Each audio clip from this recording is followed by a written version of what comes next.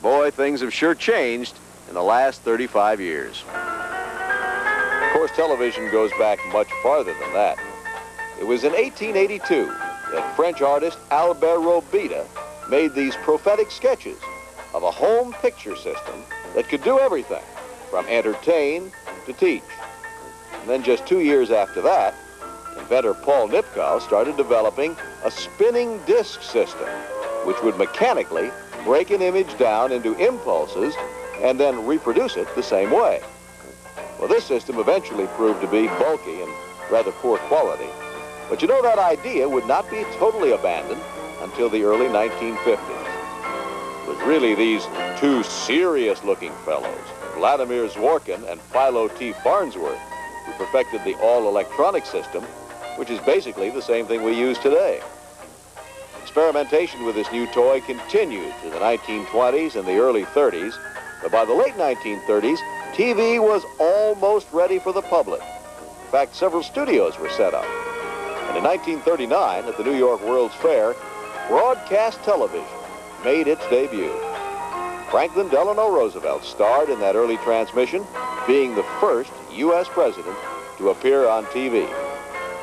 Well, at last, it was ready for the public. Only problem was, the public had something a little more important to do, like a war.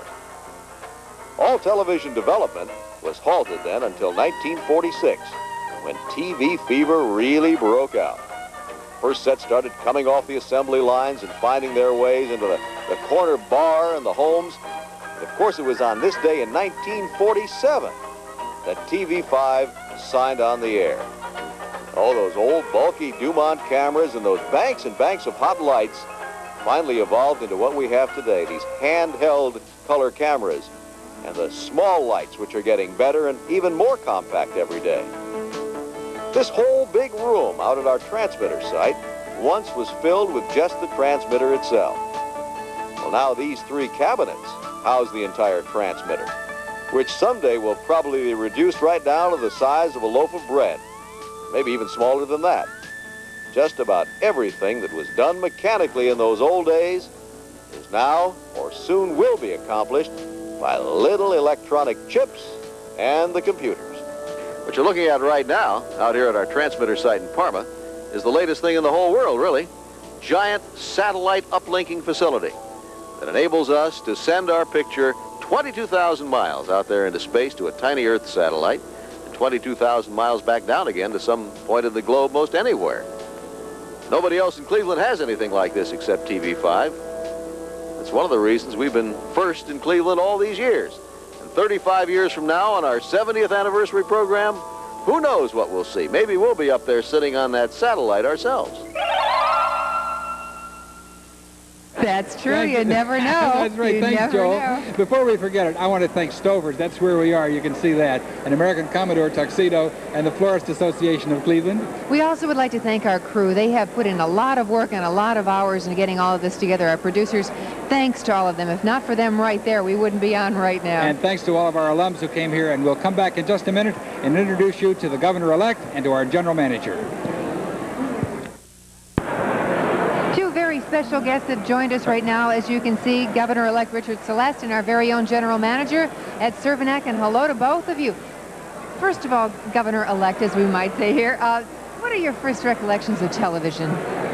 The World Series. Is that right? Really, you know, that was it. Absolutely. I mean, to see the real thing right there on a television set, which my father's best friend said was so small, it was like looking through a keyhole. We used to have little magnifying screens, actually, that went over them, so the little screens you had at home might seem visible. Well, but, you know, the seats I was used to in the ballpark, actually, even the small television brought me closer to the game. It certainly did. It was terrific. That's my first recollection, and it's still an exciting medium. Did you drink Bosco, by the way? That's right, Bosco. Mm-hmm. Did you drink Bosco? Bosco. Yes. Now, and Ed is our general manager now, but everything doesn't happen easily, as you know. You pay your dues, and your first job in television, Ed, was what? Engineer. An engineer. Engineer. And I must say, when he said he watched the World Series, yes, I was down at the stadium working on the World Series. Were you really? Thank you, Ed. Thank you. Thank you. It was a good time, Ed. Thought the world had to do it. That was fun. Yeah. That was fun to do. Eddie, in 30 seconds, and that's the language of our trade, 30 tell us seconds. what's going to happen in the future in our business. Well, I think the most important thing that will happen with us is that we'll be doing more and more local programming.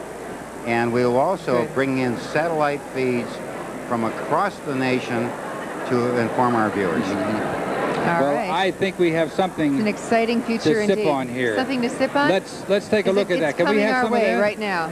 Oh, I don't think they want to give it to us. we're going to have a Here it little is. sip of champagne. This is the 35th anniversary. I think they were champagne. enjoying it themselves, frankly. And thanks to Thank the you for Broadway being Babies here. for a very special anniversary song for TV5. And a Happy New Year Thank to all you. of you. Happy Thank New Year. you. Merry Christmas. Holiday greetings.